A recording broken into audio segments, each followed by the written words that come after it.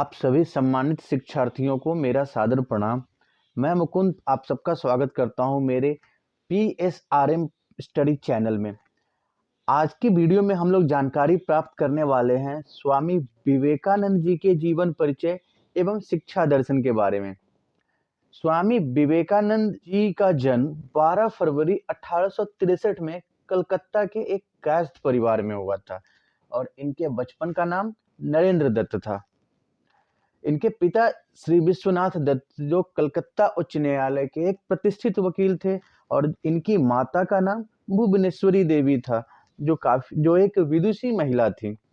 इनके परिवार का जो वातावरण था वो काफी आध्यात्मिक था, जिनका प्रभाव इनके व्यक्तित्व पे देखने को मिलता है और ये बचपन से ही काफी आध्यात्मिक रहे। धर्म ग्रंथों के प्रति इनकी रुचि रही और देखिए, जैसा पारिवारिक परिवेश होता है निश्चित तौर पे उसका प्रभाव बालक के मन पे होता है, बालक के मन पे होता है। और घर में धार्मिक माहौल होने के कारण, घर का वातावरण धार्मिक होने के कारण बचपन से ही इनकी रुचि धर्म ग्रंथों की ओर हुई। धर्म ग्रंथों के प्रति इनके मन में जिज्ञासा रही। इनके जीवन पे ना आगे चल के हम स्वामी रामकृष्ण परमहंस का प्रभाव देखते हैं। रामकृष्ण परमहंस इनके आध्यात्मिक गुरु भी रहे और रामकृष्ण परमहंस के वेदांत दर्शन से ये काफी प्रभावित हुए। उनके सानिध्य में ये 6 वर्ष तक रहे और उनके सानिध्य में रह के इन्होंने आध्यात्मिक ज्ञान प्राप्त किया और ये नरेंद्र दत्त से विवेकानंद के नाम से जाने लगे। स्वामी रामकृष्ण परमहंस के साथ 6 वर्षों का जो सानिध्य था, उस 6 वर्ष के सानिध्य में ज्ञान प्राप्ति कर ये विवेकानंद के नाम से प्रसिद्ध हुए। ठीक है ना। हम इनके आरंभ का नाम भी जानते हैं। बाल्यावस्था में इनका नाम नरेंद्र दत्त था और रामकृष्ण परमहंस के सानिध्य में आध्यात्मिक ज्ञान प्राप्त करके ये विवेकानंद कहलाए। इनके जो आध्यात्मिक गुरु हैं स्वामी रामकृष्ण परमहंस, उनकी मृत्यु 1866 ईस्वी में हुई और उसके बाद इन्होंने अपने गुरु की शिक्षा को, अपने गुरु के विचारों को विश्व भर में प्रसारित करने के उद्देश्य से 1897 में रामकृष्ण मिशन की स्थापना की। रामकृष्ण मिशन के स्थापना के पश्चात इन्होंने विभिन्न क्षेत्रों में घूम घूम कर उनके वेदांत दर्शन को प्रसारित किया और इसी क्रम में ये कन्याकुमारी में भी रहे और ऐसा माना जाता है कि 1892 में कन्याकुमारी में जब ये समाधि में लीन थे, तपस्यारत थे, तब इन्हें सत्य की अनुभूति हुई। ठीक है ना। तो हम लोग ये मानते हैं कि 1892 में कन्याकुमारी में स्वामी विवेकानंद जी को आध्यात्मिक अनुभूति हुई।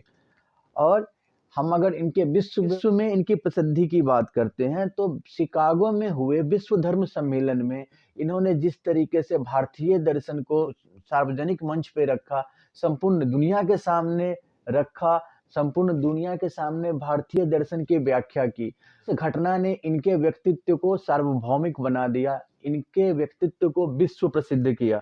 तो 11 सितंबर 1893 ईस्वी में शिकागो शहर में आयोजित विश्व धर्म सम्मेलन में अपने भाषण में इन्होंने पश्चिमी जगत में भारतीय गौरव को स्थापित किया, भारतीय वेदांत दर्शन की श्रेष्ठता को स्थापित किया है। ये विश्व धर्म सम्मेलन शिकागो में हुआ था 1893 ईस्वी में और 1902 ईस्वी में बहुत ही अल्पायु आप कह सकते हैं, 39 वर्ष की अवस्था में इन्होंने प्राण त्याग दिए। इनका निधन हुआ और ये इस सांसारिक लोक से विदा हो जाते हैं। तो 39 वर्ष की अवस्था में इनका जीवन काल हम देखते हैं काफी लघु रहा, काफी छोटा रहा, लेकिन अपने छोटे से जीवन काल में इन्होंने अपने विचारों से, अपने दर्शन से पूरी दुनिया को प्रभावित किया। चाहे वो दर्शन का क्षेत्र हो, चाहे वो राजनीति का क्षेत्र हो, चाहे वो समाजशास्त्र का हो या शिक्षा शास्त्र का हो, सभी क्षेत्रों में इनके विचार बेहद ही महत्वपूर्ण हैं। और हम लोग इस कड़ी में, आज की वीडियो में, स्वामी विवेकानंद जी के शिक्षा दर्शन के बारे में जानकारी प्राप्त करेंगे। सबसे पहले हम लोग बात करते हैं कि इनके अनुसार शिक्षा का क्या अर्थ है। तो स्वामी जी के अनुसार अगर हम देखते हैं तो शिक्षा मनुष्य की आंतरिक क्षमताओं को विकसित करने का माध्यम है। ये पुस्तकीय ज्ञान के बहुत बड़े समर्थक नहीं रहे। इनका मानना है कि प्रत्येक व्यक्ति में एक नैसर्गिक क्षमता होती है, एक प्राकृतिक, एक आंतरिक प्रतिभा होती है और शिक्षा के माध्यम से छात्रों के आंतरिक प्रतिभा को विकसित किया जाना चाहिए, उसे निखारा जाना चाहिए। तो स्वामी जी के अनुसार शिक्षा मनुष्य की आंतरिक क्षमताओं को विकसित करने का माध्यम है। उनके अनुसार शिक्षा का अर्थ मनुष्य में निहित शक्तियों का पूर्ण विकास है, ना कि सूचनाओं का संग्रह। देखिए, शिक्षा का अर्थ मनुष्य में निहित शक्तियों का पूर्ण विकास है, ना कि सूचनाओं का संग्रह। शिक्षा में सूचनाएं आरोपित नहीं की जानी चाहिए, सूचनाएं हस्तांतरित नहीं की जानी चाहिए, बल्कि उसकी जगह पे हर एक मनुष्य के अंदर जो अंतर्निहित शक्तियां हैं, अंतर्निहित प्रतिभा है, जो उसकी नैसर्गिक प्रतिभा है, उसको विकसित किया जाना चाहिए, उसको बेहतर बनाया जाना चाहिए। और ये नैसर्गिक प्रतिभा को निखारने में ज़्यादा यकीन रखते हैं, ना कि पुस्तकीय ज्ञान को आरोपित करने में। इनका ये भी मानना है कि सिर्फ पुस्तकीय ज्ञान के महत्व को अगर हम देते हैं, अगर सिर्फ पुस्तकीय ज्ञान को महत्वपूर्ण मानते हैं, तो सबसे अच्छा गुरु पुस्तकालय होगा और जो शब्दकोश हैं वो संत कहलाएंगे। ठीक है ना? तो इन्हीं के शब्दों में हम इनकी परिभाषा को देखते हैं, इन्हीं के शब्द में इनके विचार को देखते हैं। सिर्फ पुस्तकीय ज्ञान के महत्व को नकारते हुए स्वामी जी ने कहा, यदि शिक्षा का अर्थ सूचनाओं से होता तो पुस्तकालय संसार के सर्वश्रेष्ठ संत होते तथा विश्वकोश ऋषि बन जाते। कि अगर शिक्षा का मतलब बस किताबी बातों को ही रटाना है, किताबी बातों को ही पढ़ाना है, तो फिर तो पुस्तकालय संत कहलाते और जो ये डिक्शनरी हैं, शब्दकोश हैं, ये सब ऋषि मुनि का दर्जा पाते। तो पुस्तकीय ज्ञान से ज़्यादा महत्वपूर्ण है नैसर्गिक प्रतिभा को निखारना। स्वामी विवेकानंद जी के अनुसार, उनके विचारधारा के अनुसार, उनके विचारों में शिक्षा के 8 उद्देश्य परिभाषित किए गए। स्वामी विवेकानंद जी के अनुसार शिक्षा के 8 उद्देश्य बतलाए गए हैं। ये उद्देश्य हम लोग देख सकते हैं। ये 8 उद्देश्य थे। सबसे पहले हम देखते हैं अंतर्निहित पूर्णता की अभिव्यक्ति। ये हम लोग अंतर्निहित पूर्णता या अंतर्निहित प्रतिभा को समझ चुके हैं। ठीक है। दूसरा उद्देश्य इन्होंने बताया है शारीरिक एवं मानसिक विकास। तीसरा उद्देश्य इन्होंने बताया धार्मिक विकास। चौथा उद्देश्य है इनके अनुसार विभिन्नता में एकता की खोज। पांचवा उद्देश्य इन्होंने बताया है चरित्र निर्माण। छठा उद्देश्य राष्ट्रीयता का विकास। सातवां उद्देश्य समाज सेवा और विश्व बंधुत्व की भावना। और आठवां उद्देश्य इन्होंने कहा है व्यवसायिक क्षमता का विकास। तो हम लोग इनके सभी उद्देश्यों को एक एक करके समझते हुए चलते हैं और बात करते हैं सबसे पहले उद्देश्य की, अंतर्निहित पूर्णता का विकास। स्वामी जी के अनुसार ज्ञान बाहर से नहीं आता है, बल्कि वो तो मनुष्य के भीतर होता है। इनका हम लोगों ने अभी बात किया है कि ये अंतर्निहित आंतरिक प्रतिभा को निखारने में यकीन करते हैं। तो इनका ये कहना है कि ज्ञान को बाहर से नहीं आरोपित किया जाता है, बल्कि ये मनुष्य के अंदर से उत्पन्न होता है। तो उन्हीं के शब्दों में देखते हैं, ज्ञान बाहर से नहीं आता, बल्कि वह तो मनुष्य के भीतर होता है। इस अंतर्निहित ज्ञान को अनावृत करना अर्थात अपने अंदर निहित ज्ञान का अन्वेषण करना ही शिक्षा का उद्देश्य है। प्रत्येक मनुष्य के अंदर जो आंतरिक प्रतिभा है, उसी का अन्वेषण करना, उसी का बाह्य प्रदर्शन करना, उसी को बाहर लाना शिक्षा का उद्देश्य होना चाहिए। अतः शिक्षा को अंतर्निहित शक्तियों के परिमार्जन पे महत्व देना चाहिए। छात्र के जो आंतरिक गुण है, आंतरिक प्रतिभा है, उसको परिमार्जित करना चाहिए, उसको संशोधित करना चाहिए, उसको उत्कृष्ट बनाना चाहिए। तो ये हम लोग देखते हैं उनके अनुसार शिक्षा के प्रथम उद्देश्य को। ठीक है। अंतर्निहित पूर्णता की अभिव्यक्ति के बाद उन्होंने शारीरिक एवं मानसिक विकास को शिक्षा का एक महत्वपूर्ण उद्देश्य बताया है। देखिए, स्वामी विवेकानंद जी के अनुसार शिक्षा का उद्देश्य छात्रों का मानसिक एवं शारीरिक विकास होना चाहिए। उनके अनुसार व्यवहारिक तथा आध्यात्मिक दोनों प्रकार की शिक्षा के लिए छात्रों का पूर्णतः स्वस्थ होना आवश्यक है। अगर छात्र स्वस्थ हैं, तो वो व्यवहारिक शिक्षा हो, पुस्तकीय शिक्षा हो, आध्यात्मिक शिक्षा हो, वो सभी शिक्षा के प्रति उत्साही होंगे, उत्साहपूर्ण तरीके से उनका शिक्षण होगा। तो सब स्वास्थ्य सर्वप्रथम आवश्यकता है शिक्षा की सार्थकता के लिए, सार्थक शिक्षा के लिए। ठीक है ना? तो शारीरिक एवं मानसिक विकास को इन्होंने काफी महत्वपूर्ण बताया है। उनके अनुसार व्यवहारिक और आध्यात्मिक दोनों प्रकार की शिक्षा के लिए छात्रों का पूर्ण स्वस्थ होना जरूरी है। और जो छात्र पूर्णतः स्वस्थ होंगे, वही निर्भीक होंगे, वही साहसी होंगे, और शिक्षा के प्रति उत्साहित होंगे, शिक्षा ग्रहण करने के प्रति उत्साहित होंगे। बालकों के शारीरिक विकास के साथ साथ उनका मानसिक विकास भी होना चाहिए, और मानसिक विकास से इनका तात्पर्य है कि छात्र अपने संवेग, अपनी भावनाओं पे नियंत्रण रख सके, छात्र आत्मनिर्भर हो। तो शिक्षा के मानसिक उद्देश्य से अभिप्राय वैसी शिक्षा से था इनका जो मनुष्य को आत्मनिर्भर बनाए। तो हम लोग देख रहे हैं कि अंतर्निहित शक्तियों की उत्कृष्टता, शारीरिक और मानसिक विकास, इसके साथ साथ इन्होंने छात्रों के, व्यक्ति के धार्मिक विकास पे भी काफी जोर दिया है।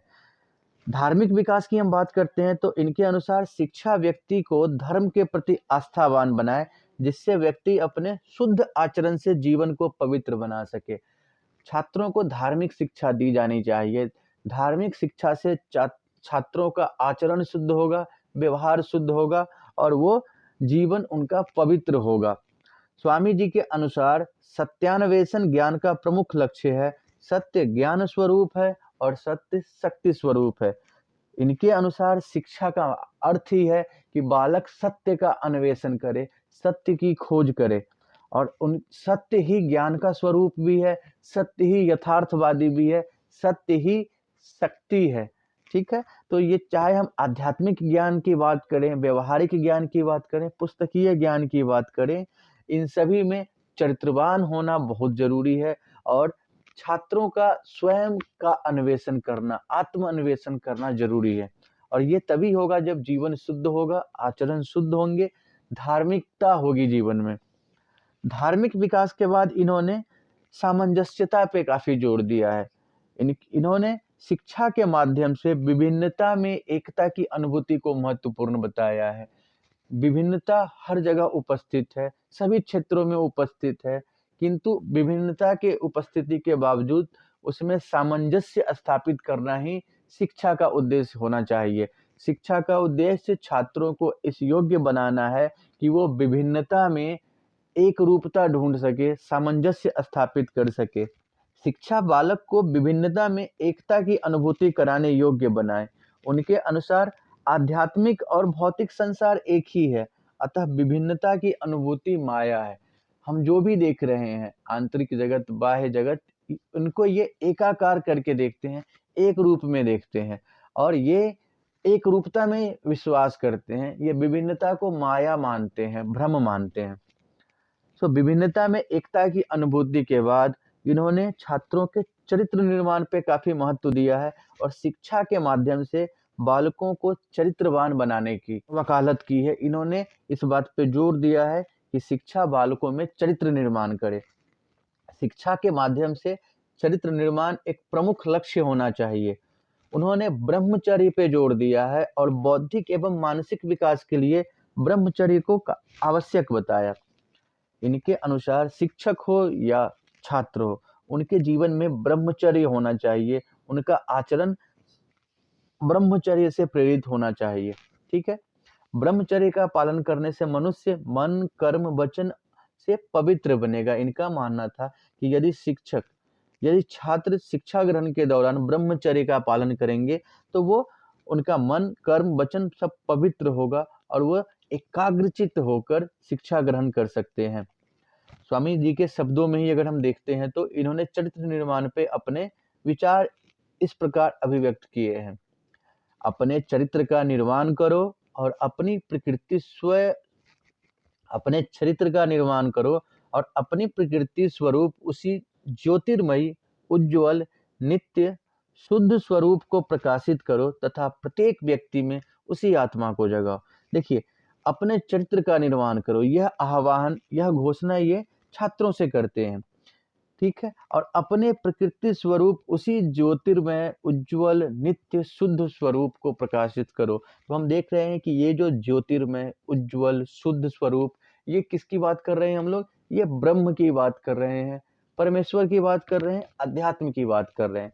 तो ये चरित्र निर्माण के माध्यम से स्वयं के भीतर आध्यात्मिक उत्थान की बात करते हैं, स्वयं के आध्यात्मिक उत्थान की बात करते हैं, और उसके लिए चरित्र का सुदृढ़ होना आवश्यक है। ठीक है ना? तो हमने इनके हिसाब से चरित्र निर्माण को भी शिक्षा के एक उद्देश्य के रूप में देखा है। और हम लोग चरित्र निर्माण के बाद बात करते हैं शिक्षा के अगले उद्देश्य के बारे में, और वो उद्देश्य है राष्ट्रीयता का विकास। देखिए, स्वामी जी के अनुसार शिक्षा छात्रों में राष्ट्रीयता की भावना का सृजन करे। यदि शिक्षा छात्रों को राष्ट्रभक्त बनाने में असफल होती है तो वो शिक्षा कभी सार्थक नहीं कही जा सकती है। छात्रों में राष्ट्रीयता की भावना का सृजन करे। यदि शिक्षा छात्रों को राष्ट्रभक्त बनाने में प्रभावशाली नहीं होगी तो वह शिक्षा निरर्थक मानी जाएगी। स्वामी जी ने शिक्षा के माध्यम से राष्ट्रीयता के विकास पर जोर देते हुए कहा, जो शिक्षा देश प्रेम और राष्ट्रीयता की प्रेरणा नहीं देती उसे राष्ट्रीय शिक्षा नहीं कहा जा सकता। ठीक है, तो राष्ट्रीयता को भी ये काफी महत्वपूर्ण मानते हैं। शिक्षा के माध्यम से बालकों को राष्ट्रभक्त बनाने में ये विश्वास करते हैं। ठीक, उसके बाद हम लोग देखते हैं तो इन्होंने समाज सेवा और विश्व बंधुत्व की भावना को भी शिक्षा के माध्यम से सुदृढ़ करने पे जोर दिया है। तो शिक्षा का लक्ष्य इनके अनुसार अगर हम देखते हैं तो समाज सेवा और विश्व बंधुत्व की भावना। स्वामी जी मानवता व विश्व शांति के पक्षधर हैं। देखिए, हम स्वामी विवेकानंद जी को एक मानवतावादी, एक आदर्शवादी, एक अध्यात्मवादी विचारक के रूप में देख रहे हैं। इनकी जो शिक्षा है, इनकी जो दर्शन है, वहाँ पे हमें अध्यात्मवाद दिखाई देता है, आदर्शवाद दिखाई देता है, मानवता दिखाई देती है। तो स्वामी जी मानवता व विश्व शांति के पक्षधर हैं और शिक्षा के माध्यम से समाज की सेवा को और विश्व शांति को महत्वपूर्ण मानते हैं। शिक्षा को समाज सेवा और विश्व बंधुत्व का माध्यम के रूप में स्वीकार करते हुए इन्होंने कहा कि विश्व के प्रति हमारा कर्तव्य है, हम उसके ऋणी हैं, वह हमारा ऋणी नहीं है। यह बड़े सौभाग्य की बात है कि हमें विश्व के प्रति कुछ करने का अवसर मिला है। हम इस विश्व का एक अभिन्न अंग है और हम इस विश्व में हैं। ये हमारा विश्व के प्रति एक ऋण है। विश्व को हम अपने विचारों से, अपनी सेवा से विश्व को कुछ दें। ठीक है ना? सो विश्व के प्रति हमारा कर्तव्य है, हम उसके ऋणी हैं, वह हमारा ऋणी नहीं है। और यह बड़े सौभाग्य की बात है कि हमें विश्व के प्रति कुछ करने का अवसर मिला है। देखिए, विश्व शांति और बंधुत्व के बाद इन्होंने शिक्षा में आधुनिक शिक्षा की बात करते हैं। शिक्षा में आधुनिकता को भी इन्होंने समर्थन दिया है और ये व्यावसायिक शिक्षा पे जोर देते हैं। देखिए, स्वामी जी ने ना अपने समय में भारत की दुर्दशा देखी है, आर्थिक दुर्दशा देखी है, यहाँ के विपन्नता, गरीबी, बीमारी, पिछड़ेपन को भली भांति देखा है। और साथ ही साथ इन्होंने पाश्चात्य जगत के, पश्चिमी जगत के वैभवशाली जीवन को देखा है, विलासिता वाले जीवन को देखा है, वहाँ के प्रगतिशील समाज को देखा है जहाँ पे सभी प्रकार के भौतिक सुख उपलब्ध हैं। तो स्वामी जी ने भारत की निर्धनता, भूखमरी और पिछड़ापन तथा पश्चिमी जगत के प्रगति और साधन संपन्न लोगों और समाज को काफी नजदीक से देखा है। उन्होंने कहा कि सिर्फ आध्यात्मिक ज्ञान देने से राष्ट्र विकास नहीं होगा, समाज का आर्थिक विकास नहीं होगा। आवश्यकता है कि छात्रों के अंदर व्यावसायिक शिक्षा दी जाए, छात्रों को हुनरमंद बनाया जाए, छात्रों को इस योग्य बनाया जाए कि वो किसी प्रकार के उत्पादक कार्य में अपना योगदान देकर अपना और राष्ट्र का आर्थिक विकास कर सके। सो उन्होंने कहा कि कोरा आध्यात्मिक ज्ञान निरर्थक रहेगा। व्यक्ति को सम्मानपूर्वक जीने के लिए किसी व्यावसायिक व उत्पादन संबंधी कार्य में कुशलता प्राप्त करना चाहिए और इसलिए उन्होंने शिक्षा के उद्देश्यों में छात्रों में व्यावसायिक क्षमता के विकास को महत्वपूर्ण बताया। तो हम लोग देख सकते हैं स्वामी जी के जो 8 उद्देश्य हैं शिक्षा के लिए जो वो 8 महत्वपूर्ण उद्देश्य मानते हैं। अंतर्निहित पूर्णता की अभिव्यक्ति, शारीरिक एवं मानसिक विकास, धार्मिक विकास, विभिन्नता में एकता की खोज, चरित्र निर्माण, राष्ट्रीयता का विकास, समाज सेवा और विश्व बंधुत्व की भावना और व्यावसायिक क्षमता का विकास। और ये जो उद्देश्य हैं हम आज अपनी शिक्षा नीति में देखते हैं तो आज भी ये काफी प्रासंगिक है। अगर हम ना स्वामी विवेकानंद जी के शिक्षा में योगदान की बात करते हैं, हम ना स्वामी विवेकानंद जी के दर्शन में उनके प्रकृतिवाद, उनके आदर्शवाद, उनके प्रयोजनवाद को समझते हैं। उनके दर्शन में हमें प्रकृतिवाद, आदर्शवाद, प्रयोजनवाद ये स्पष्ट रूप से दिखाई देते हैं। इन्होंने अपने शिक्षा दर्शन में भारतीय विचारों और पाश्चात्य विचारों को आदर्श रूप में समावेशित किया है। इनके दर्शन में आपको पाश्चात्य विचार भी दिखाई देते हैं, भारतीय विचार भी दिखाई देते हैं। तो इनके जो शिक्षा में योगदान है उनको हम लोग बिंदुवार देखते हुए चलते हैं। सबसे पहले हम देखते हैं कि इन्होंने वेदांत दर्शन को व्यवहारिक रूप प्रदान किया है, वेदांत दर्शन को प्रसारित किया और वेदांत दर्शन की स्वीकार्यता पश्चिमी जगत में भी निश्चित की इन्होंने, ठीक है ना। तो इन्होंने वेदांत दर्शन को व्यवहारिक रूप में स्वीकार्य बनाया। इन्होंने शिक्षा में आध्यात्मिक और भौतिक दोनों प्रकार की शिक्षा पे जोर दिया है। शिक्षा में इन्होंने छात्र के चरित्र निर्माण पे काफी महत्व दिया है। इन्होंने स्त्री शिक्षा का भी समर्थन किया है, शारीरिक शिक्षा को महत्वपूर्ण बताया है। साथ ही साथ इन्होंने शिक्षा में व्यावसायिक शिक्षा को शामिल करने की बात की है और इन्होंने शिक्षा के माध्यम से, शिक्षा का अर्थ सिर्फ व्यक्तिगत विकास नहीं होना चाहिए, सिर्फ उपाधियों का संग्रह नहीं होना चाहिए, बल्कि शिक्षा समाज के लिए होनी चाहिए। इन्होंने परोपकारी और सेवा भावना से प्रेरित शिक्षा की बात की है। इनके अनुसार शिक्षा जन संबंधी होनी चाहिए, जन समस्याओं का समाधान करने वाली होनी चाहिए, जनोपयोगी शिक्षा होनी चाहिए, ठीक है। और जो इन्होंने सबसे महत्वपूर्ण अंग माना है शिक्षा का, वो पुस्तकीय ज्ञान नहीं अपितु बालक के नैसर्गिक प्रतिभा को निखारने की बात की है। तो हम लोग ना आज के वीडियो में स्वामी विवेकानंद जी के जीवन से संबंधित महत्वपूर्ण सूचनाएं संक्षेप में प्राप्त की, साथ ही उनके जो शिक्षा दर्शन है, उनके अनुसार जो शिक्षा के उद्देश्य होने चाहिए और भारतीय शिक्षा में उनके योगदान को हम लोगों ने इस वीडियो में जाना, समझा। मैं उम्मीद करता हूं कि इस वीडियो में दी गई जानकारी से आप संतुष्ट होंगे। यदि आप किसी प्रकार की शिकायत या सुझाव देना चाहते हैं तो आप स्क्रीन पे फ्लैश हो रहे व्हाट्सएप नंबर के माध्यम से अपनी शिकायत या अपने सुझाव हमें दे सकते हैं।